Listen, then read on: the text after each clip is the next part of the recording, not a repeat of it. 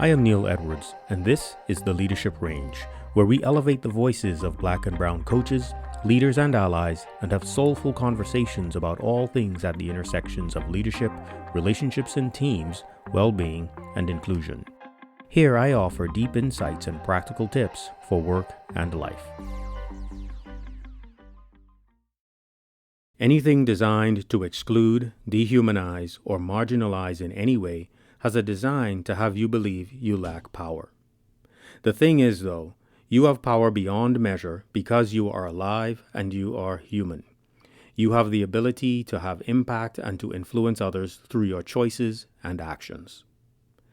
The oldest and most frequent use of the meaning of the word power is the ability to act or affect something strongly, physical or mental strength, might, vigor, energy, effectiveness. Power used as control, another more recent definition, is actually a privilege, or power misused. Many enslaved people refused to eat. That's power. Masters had the resource of food. That's privilege. Know the difference. Many Black Hollywood actors refused to take dehumanizing roles. That's power.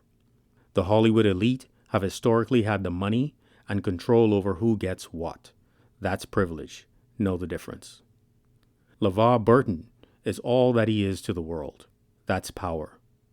There are folks who hold the keys to the gates of jeopardy. That's privilege. What gets in the way for all of us, and to varying degrees, is our belief and the courage to use our power, individually and collectively. What's different for each of us is our privileges. Privilege is the gatekeeper to access. Access to rank, to resources, to things that when misused and abused have the potential to produce great harm. Privilege would also have you think you have no power, because it most often doesn't want to give up or even share the keys to the gates. It is important to understand these distinctions in corporate work. As a minority worker, it is important not to give up your personal power. It is equally important to understand how to use it to navigate predominantly white workspace, to take care of your well-being, and to build a career. You may not get everything you want, but if you give up your power, it is deeply harmful to yourself. For those with many forms of privilege, it is important to realize you are a gatekeeper. The question is, what kind of gatekeeper are you? You too have power to have impact and influence through your choices and behaviors. I want to remind you of a quote I shared with you last year from Audre Lorde. Quote, "If I didn't define myself for myself, I would be crunched into other people's fantasies of me and eaten alive." Unquote.